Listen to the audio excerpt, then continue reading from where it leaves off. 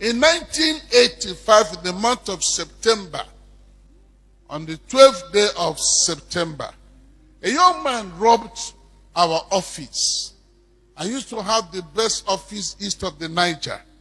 We had a printing press with an American girl, white American girl, as a manager. When this young man moved everything in that office, I heard a voice that said to me, "Omar, don't fight for yourself. Give him everything he removed."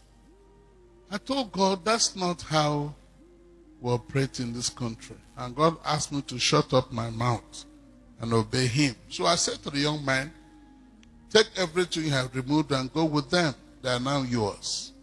The mother said to him, don't take anything. If you do, you have nailed yourself. He said to the mother, you are an illiterate. What do you know? The mother said to him, I'm a witch. I know the mechanics of power and the dynamics of power. That day, after he got home with the things he removed, he went to the office of the richest man in New York and said to this man, that man, I robbed Rev Uma and he gave me everything I removed. It's now your turn. If you don't give me 50,000 naira, I'll shoot you. Now, it was the euphoria of the gift I gave him that made him bold to run after another person. The man said to him, I can't die over 50,000. I'll give you 250,000. But in the meantime, hold this 100,000 and count while I bring the balance. In the meantime, hold this 100,000 and count while I bring the balance. While he was counting this 100,000, police appeared. What does that mean? It means while he was counting the money, this man was calling the police. Now, a young man plus gun plus money equals what? Armed robbery. As they were leading him away, the mother got back to me and said, Reverend, you're a very wicked man. You have just jailed my son. Life is made in a way that nobody can cheat you. When you know it, you will let people make attempt at cheating you without you fighting back. We fight back because we are not sure there's a way of getting back what they have taken from us.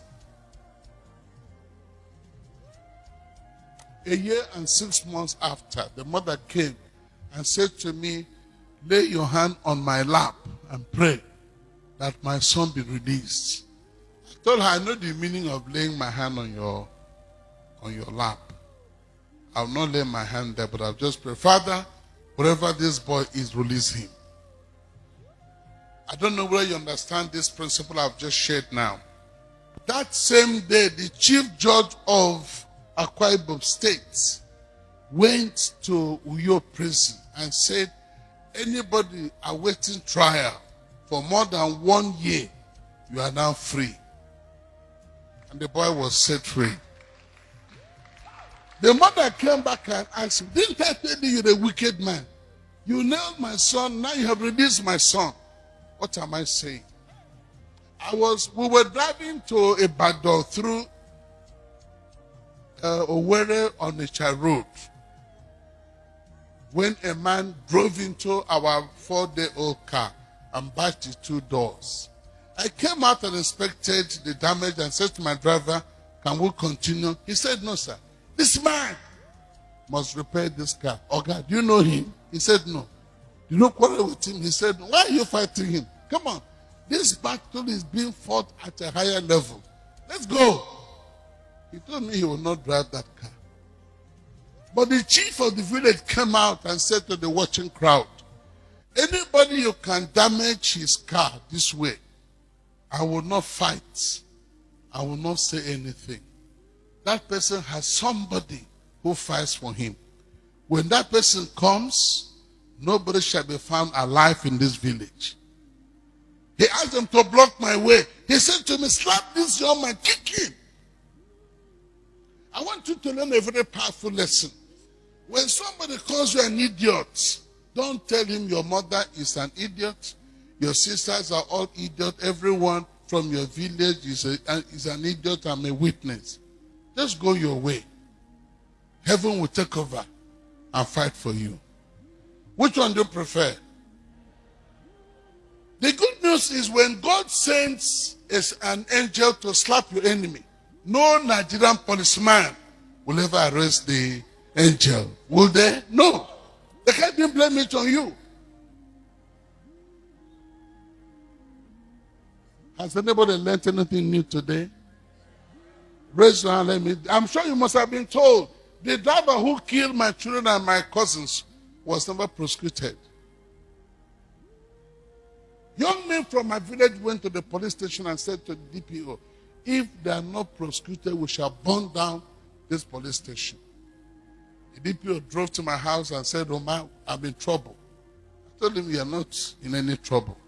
I went with him and addressed the young men and told them not to fight for me. I have somebody who fights for me. You can't be a good child of God if you don't come to this understanding and knowledge that whoever cheats you cannot escape your God.